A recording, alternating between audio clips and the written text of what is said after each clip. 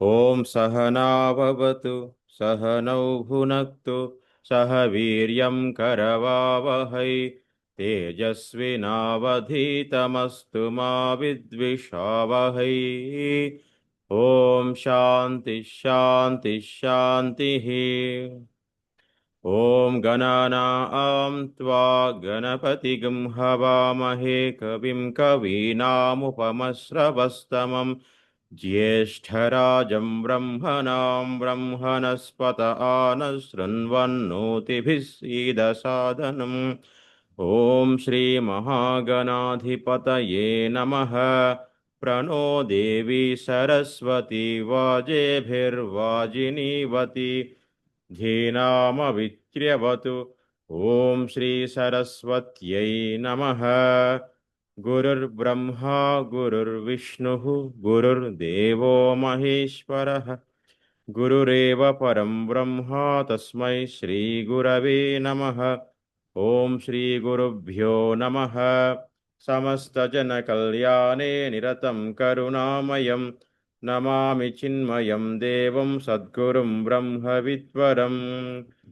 ॐ श्री चिन्मय सद्गुरवे नमः। అందరికీ హరి ఓం. పార్వతి గారు ఈరోజు మీరు చెప్పండి. शञ्च मे मयश्च मे प्रियञ्च मे नु कामश्च मे कामश्च मे सौमनश्च मे भद्रञ्च मे श्रेयश्च मे वश्यश्च मे यशश्च मे भगश्च मे द्रविणञ्च मे यन्ता च मे धृता च मे क्षेमश्च मे धृतिश्च मे विश्वञ्च मे महश्च मे संविच्च मे ज्ञात्रञ्च मे शूच मे प्रशूच मे सीरञ्च मे लयश्च मरुतञ्च मे मृतञ्च मे यश्मञ्च मे नामयच्च मे जीवातश्च मे दीर्घायुत्वञ्च मे नमित्रञ्च मे भयञ्च मे शुगञ्च मे शयनञ्च मे शूषा च मे सुदिनञ्च मे। ॐ शान्ति शान्ति शान्तिः। మనము దశమాన్వాకం ఆరంభించుకోవడం జరిగింది. దశమాన్వాకంలో ప్రథమ భాగం కూడా పూర్తి చేసుకున్నాము. ద్వితీయ భాగానికి వెళ్ళే ముందు నేను ప్రథమ ద్వితీయ భాగం మన కోసం చేసుకున్నాం, కానీ అక్కడ యాక్చువల్లీ భాగాలు ఏం లేవు. మన అభ్యాసం కోసం విడదీసుకుంటున్నాం అంతే. మీరు భాగాలు ఏం చేసుకోకండి దయచేసి. సమయం సరిపోవట్లేదు కాబట్టి రోజు కొంత భాగాన్ని మనం చెప్పుకుంటూ ఉన్నాం అన్నమాట. సరే, అష్టమ నవమాన్వాకాలు నాతో పాటు అందరు పఠించండి. తర్వాత దశమాన్వాకానికి వెళ్దాం. ఒక నిమిషం. అష్టమానువాకం. నమः సోమాయ చ రుద్రాయ చ నమస్తామ్రాయ చారుణాయ చ నమః శంగాయ చ పశుపతయే చ నమ ఉగ్రాయ చ భీమాయ చ నమో అగ్రే వధాయ చ దూరే వధాయ చ నమో హంత్రే చ హనీయసే చ నమో వృక్షేభ్యో హరికేశేభ్యో నమస్తారాయ నమః శంభవే చ మయో భవే చ నమః శంకరాయ చ మయస్కరాయ చ నమః శివాయ చ శివతరాయ చ నమస్తీర్థ్యాయ చ కూల్యాయ చ నమః పార్యాయ చ వార్యాయ చ నమః ప్రతరణాయ చోత్తరణాయ చ నమ ఆచార్యాయ చ లాత్యాయ చ నమః షష్ప్యాయ చ ఫేన్యాయ చ నమః సికత్యాయ చ ప్రవాహ్యాయ చ. నవమానువాకం. నమ ఇరిణ్యాయ చ ప్రపథ్యాయ చ నమః కిగం శిలాయ చ క్షయనాయ చ నమః కపర్దినే చ పులస్తయే చ నమో గోష్ఠ్యాయ చ గృహ్యాయ చ నమస్తల్ప్యాయ చ గేహ్యాయ చ నమః కాట్యాయ చ గహ్వరేష్ఠాయ చ నమో హృదయాయ చ నివేష్ప్యాయ చ నమః పాగం సవ్యాయ చ రజస్యాయ చ నమః శుష్క్యాయ చ హరిత్యాయ చ నమో లోప్యాయ చోలప్యాయ చ నమ ఊర్వ్యాయ చ శూర్మ్యాయ చ నమః పర్ణ్యాయ చ పర్ణశద్యాయ చ नमोपगुरमानाय चाभिघ्नते च नम आखिदते च प्रखिदते च नमो वः किरिकेभ्यो देवानागं हृदयेभ्यो नमो विक्षीणकेभ्यो नमो विचिन्वत्केभ्यो नम आनिर्हतेभ्यो नम आमीवत्केभ्यः దశమాన్వాకం ప్రథమ భాగం ఏదైతే మనం చెప్పుకున్నామో ఆ 4 రుక్కులు చెప్పుకుందాం. ద్రాపే అంధసస్పతే దరిద్రన్నీలలోహిత ఏషాం పురుషానాం ఏషాం పశూనాం మాభేర్మా రోమో ఏషాం కించనామమత या ते रुद्र शिवा तनु शिवा विश्वाह भेषजी शिवा रुद्रस्य भेषजी तया नो मृडजीवसे इमागं रुद्राय तवसे कपर्दिने क्षयद्वीराय प्रभरामहे मतिम् यथा नश्यमसद्विपदे चतुष्पदे विश्वं पुष्टं ग्रामे अस्मिन्ननातुरम् मृडानो रुद्रोतनो मयस्कृधि क्षयद्वीराय नमसा विधेमते यच्छञ्चयोश्च मनुरायजे पिता तदस्याम तव रुद्रप्रणीतौ పద్మ తల్లులు గారు అన్మ్యూట్ చేసుకోండి. స్వామీజీ చెప్పండి. మానో మహాంతముత మానో మహాంతముత మానో అర్భకం మానో అర్భకం మాన ఉక్షంతముత మాన ఉక్షితం మాన ఉక్షంతముత మాన ఉక్షితం మానో మహాంతముత మానో అర్భకం మానో మహాంతముత మానో అర్భకం మాన ఉక్షంతముత మాన ఉక్షితం మాన ఉక్షంతముత మాన ఉక్షితం మానో మహాంతముత మానో అర్భకం మాన ఉక్షంతముత మాన ఉక్షితం మానో మహాంతముత మానో అర్భకం మాన ఉక్షంతముత మాన ఉక్షితం మళ్ళీ మానో మహాంతముత మానో అర్భకం మాన ఉక్షంతముత మాన ఉక్షితం. ఓకే, అందరూ ఒకసారి మ్యూట్ చేసుకోండి. అందరు నాతో పాటు 2 సార్లు. మానో మహాంతముత మానో అర్భకం మాన ఉక్షంతముత మాన ఉక్షితం మానో మహాంతముత మానో అర్భకం మాన ఉక్షంతముత మాన ఉక్షితం. స్వప్న గారు అన్మ్యూట్ చేసుకోండి. హరి ఓం స్వామీజీ. మరి మానోవధిః పితరం మానోవధిః పితరం మానోవధిః పితరం మోత మానోవధిః పితరం మోత మాతరం మాతరం మానోవధిః పితరం మోత మాతరం మానోవధిః పితరం మోత మాతరం ప్రియామానస్తనువో ప్రియామానస్తనువో రుద్రరీరిషః రుద్రరీరిషః ప్రియామానస్తనువో రుద్రరీరిషః ప్రియామానస్తనువో రుద్రరీరిషః మానోవధిః పితరం మోత మాతరం ప్రియామానస్తనువో రుద్రరీరిషః మానోవధిః పితరం మోత మాతరం ప్రియామానస్తనువో मानस्तनुवो रुद्ररीरिषः मानोवदिः पितरं मोत मातरं प्रियामानस्तनुवो रुद्ररीरिषः मानोवदिः पितरं मोत मातरं प्रियामानस्तनुवो रुद्ररीरिषः మళ్ళీ मानोवदिः पितरं मोत मातरं प्रियामानस्तनुवो रुद्ररीरिषः ఓకే మీరు చేసుకోండి అందరు నాతో పాటు 2 సార్లు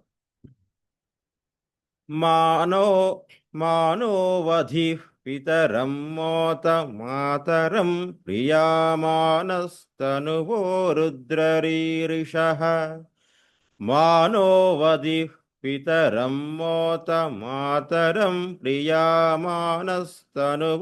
రుద్రరీరిషః సురేష్ తల్లూరు గారు అన్మ్యూట్ చేసుకోండి హరి ఓం స్వామిజీ. మానస్తోకే మానస్తోకే తనయే తనయే మాన ఆయుషి మాన ఆయుషి మానస్తోకే తనయే మాన ఆయుషి మానస్తోకే తనయే మాన ఆయుషి మానో గోషు మానో గోషు మానో అశ్వేషురీరిషః మానో అశ్వేషురీరిషః మానస్తోకే తనయే మాన ఆయుషి మానస్తోకే తనయే మాన ఆయుషి ఒకటి తగం మానో గోషు మానో అశ్వేషురీరిషః మానో మానో గోషు మానో అశ్వేషురీరిషః మానస్తోకే తనయే మాన ఆయుషి మానో గోషు మానో అశ్వేషురీరిషః మానస్తోకే తనయే మాన ఆయుషి మానో గోషు మానో అశ్వేషురీరిషః మానస్తోకే తనయే మాన ఆయుషి మానో గోషు మానో అశ్వేషురీరిషః మానస్తోకే తనయే మాన ఆయుషి మానో గోషు మానో అశ్వేషురీరిషః. సురేష్ గారు ఒక క్షణం ఇక్కడ మానస్తోకేలో నా తర్వాత తనయేలో నా అది స్వరాలు పైకి ఉన్నాయి ఆయుష్లో య తర్వాత అశ్వేషులో శ్వ అది పైన ఉన్నాయి మిగతా స్వరాలు మనకు మధ్యలో కానీ కిందికి కానీ ఉన్నాయన్నమాట అది కొద్దిగా గమనిస్తూ మళ్ళీ ఒకసారి చెప్పండి అలాగే. మానస్తోకే తనయే మాన ఆయుషి మానో గోషు మానో అశ్వేషురీరిషః. ఓకే ఓకే మీరు చేసుకోండి అందరూ నాతో పాటు 2 సార్లు మానస్తోకే తనయే మాన ఆయుషి మానో గోషు మానో అశ్వేషురీరిషః మానస్తోకే తనయే మాన ఆయుషి మానో గోషు మానో అశ్వేషురీరిషః. ఉమా గారు అన్మ్యూట్ చేసుకోండి. హరి ఓం స్వామిజీ. వీరాన్మానో వీరాన్మానో రుద్రభామితో రుద్రభామితో అవధీర్హవిష్మంతో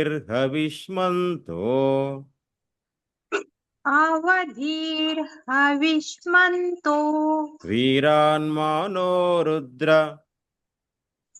వీరాన్మానో రుద్ర భామితో వధీర్హవిష్మంతో భామితో వధీర్హవిష్మంతో నమసా విధేమతే నమశా విధేమతే. వీరాన్మానో రుద్రభామితో వధీర్హవిష్మంతో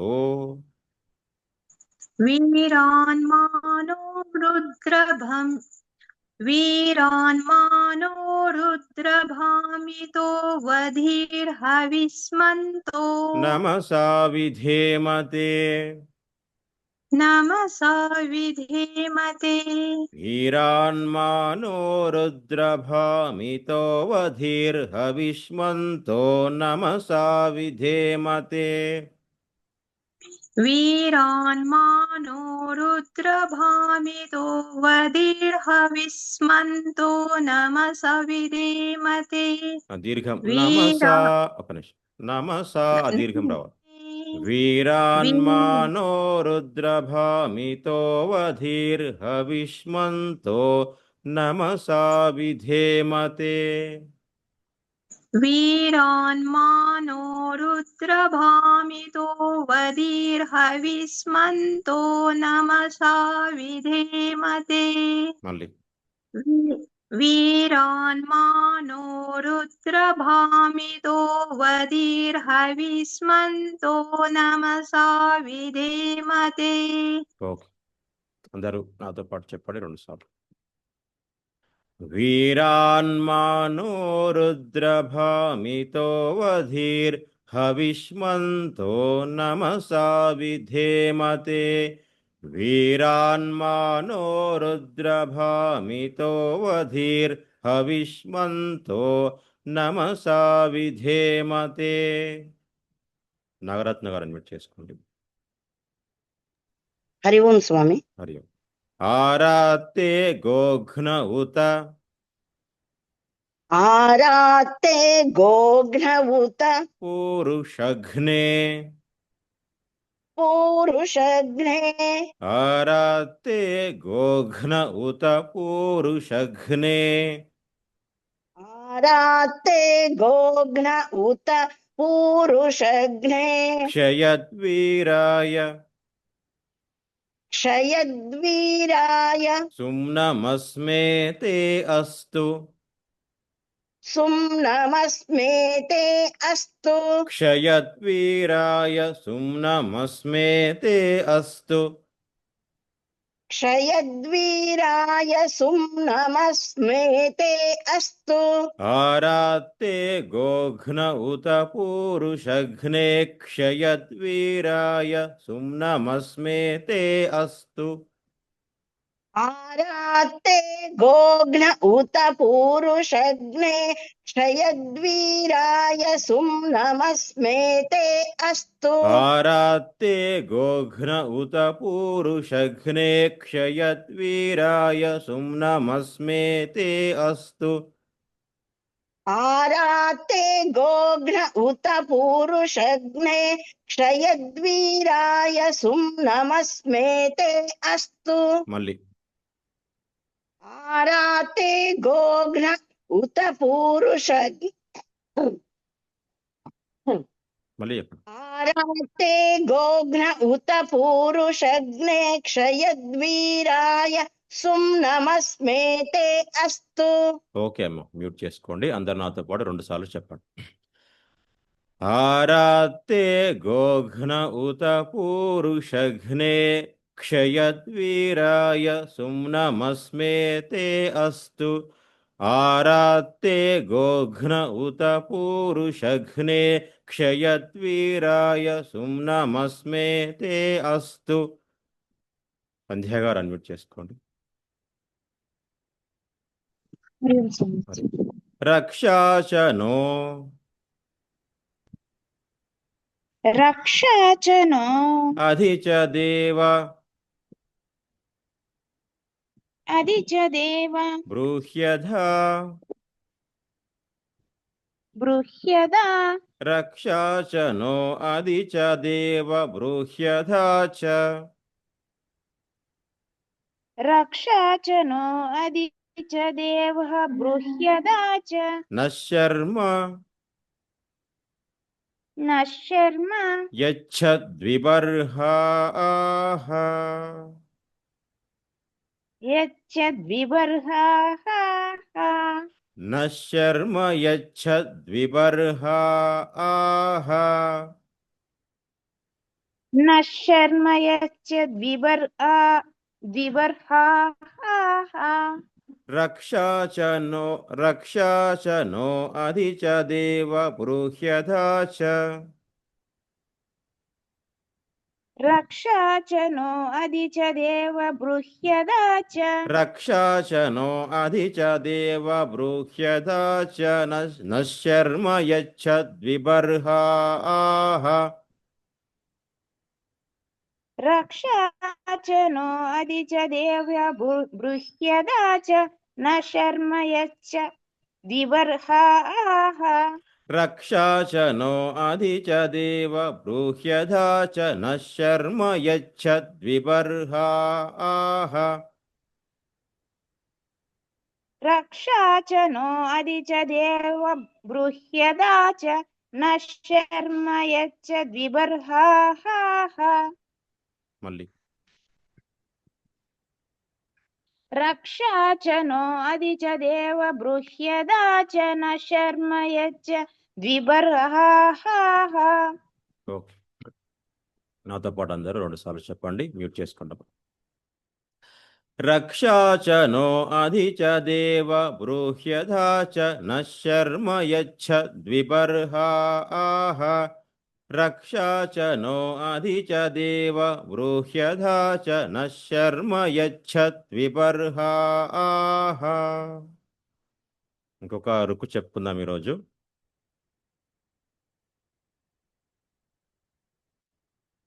అనురాధ గారు అడ్మిట్ చేసుకోండి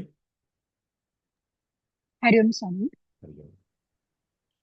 स्तुहि श्रुतं तो हि श्रुतं गर्तसदं गर्तसदं युवानं युवानं स्तुहि श्रुतं गर्तसदं युवानं तो हि श्रुतं गर्तसदं युवानं मृगन्न मृगन्न भीममुपहत्नुमुग्रम् भीममुहहत्नुमुग्रं भीममुपहत्नुमुग्रम् भीममुपहत्नुमुग्रं मृगन्न भीममुपहत्नुमुग्रम् मृगन्न भीममुपहत्नुमुग्रं स्तुहि श्रुतं गर्तसदं युवानं मृगन्न भीममुपहत्नुमुग्रम् तो हि श्रुतं गर्तसदं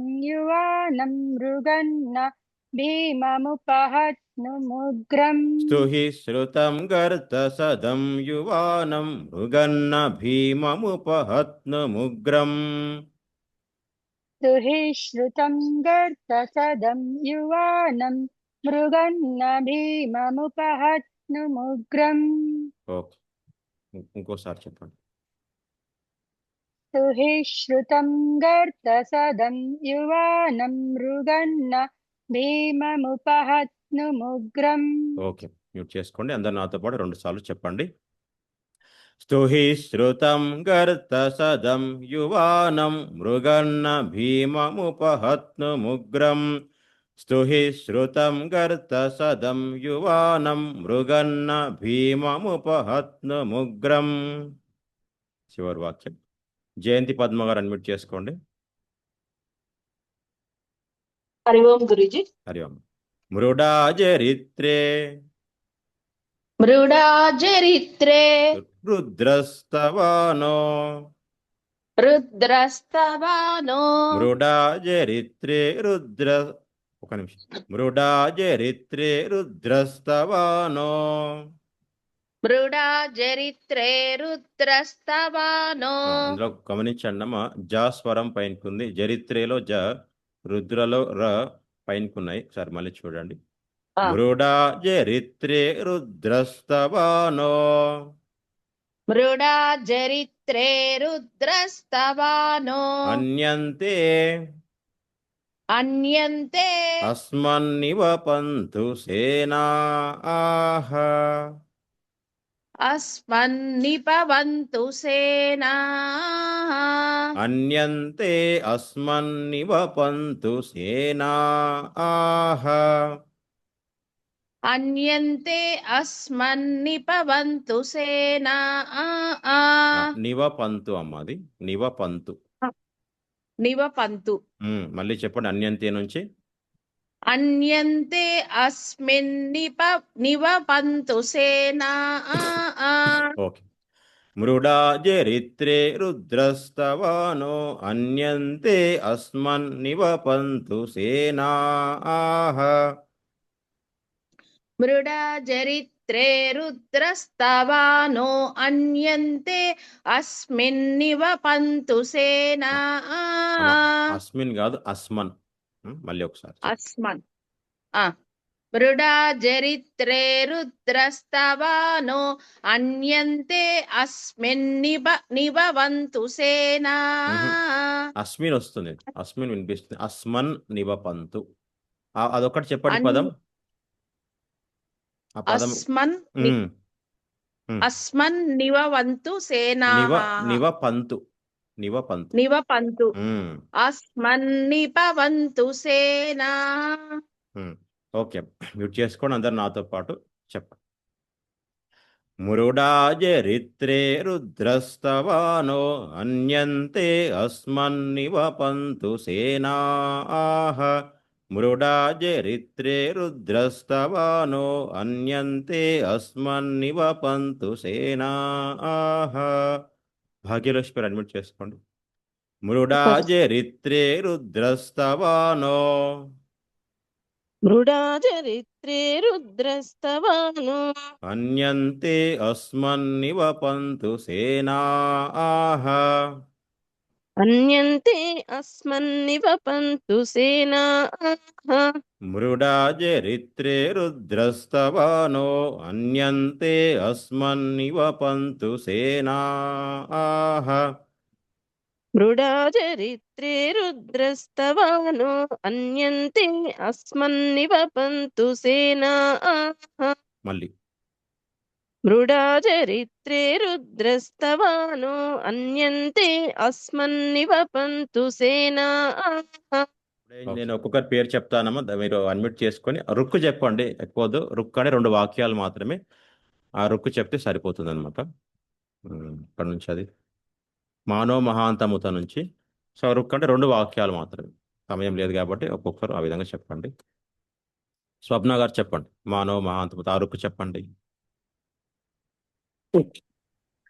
మానో మహాంతముత మానో అర్భకం మాన ఉక్ష్యంతముత మాన ఉక్షితం. ఇంకో వాక్యం కూడా అంటే 2 కలిపి ఒక రుక్కు అవుతుంది. ఓకే.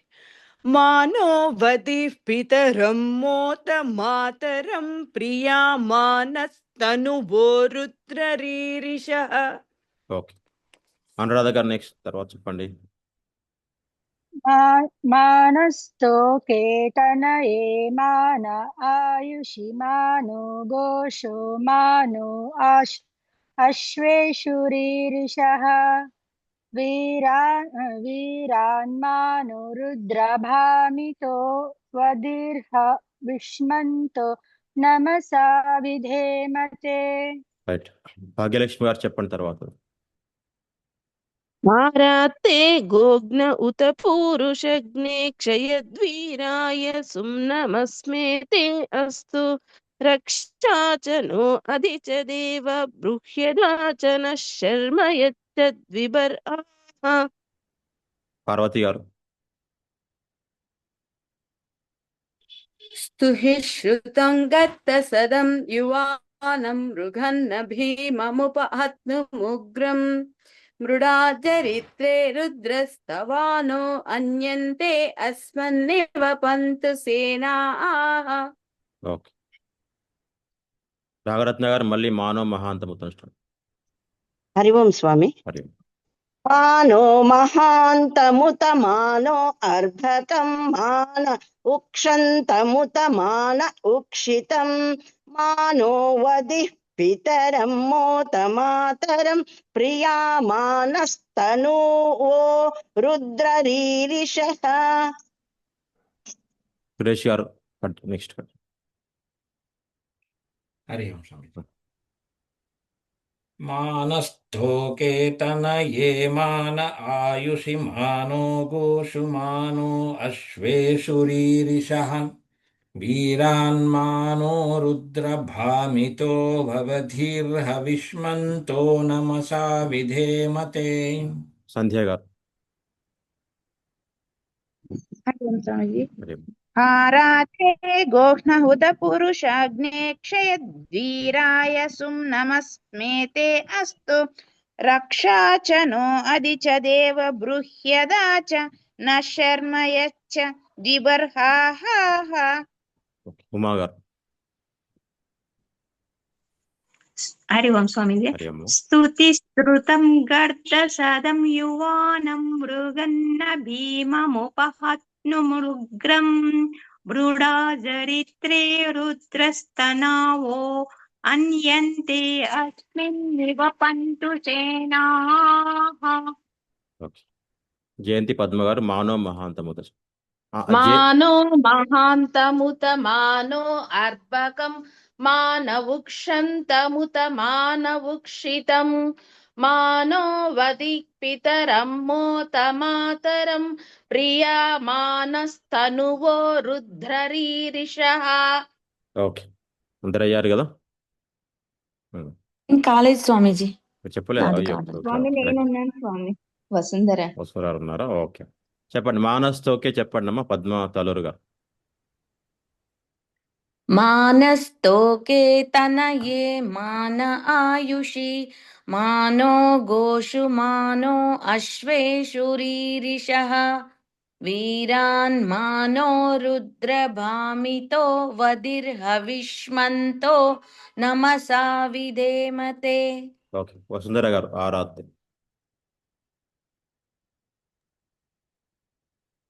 ఆరాత్తే ఘోఘ్న ఉత పురుషగ్నే క్షయద్వీరాయ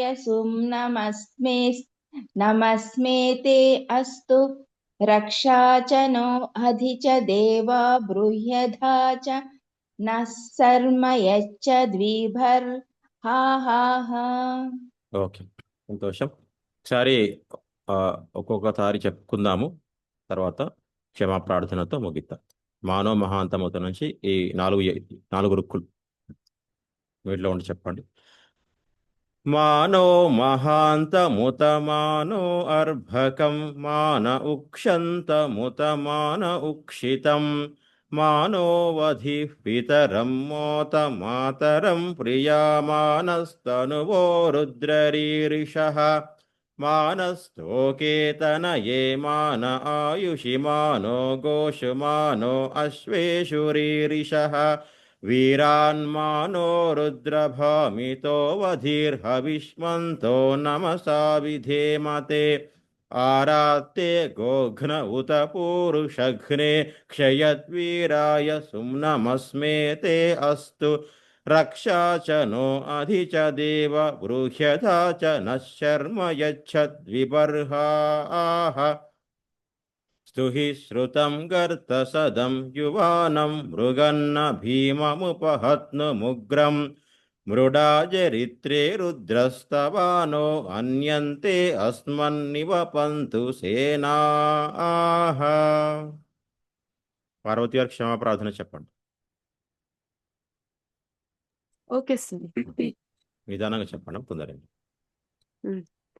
ఓం విసర్గ బిందు మాత్రాణి పదపాదాక్షరాణి చ న్యూనాని చాతిరిక్తాని క్షమస్వ పరమేశ్వర అపరాధ సహస్రాణి క్రియంతే హర్నిశం మయా తాని సర్వాణి మే దేవా క్షమస్వ పురుషోత్తమ మధ్యే మంత్రా తంత్ర స్వరా వర్ణ ధ్యాన నియమా న్యూనాతిరిక్త లోపదోషా ప్రాయశ్చిత్తార్థం అచ్యుతానంద గోవింద నామత్రయ మహామంత్ర జపం కరిష్యే.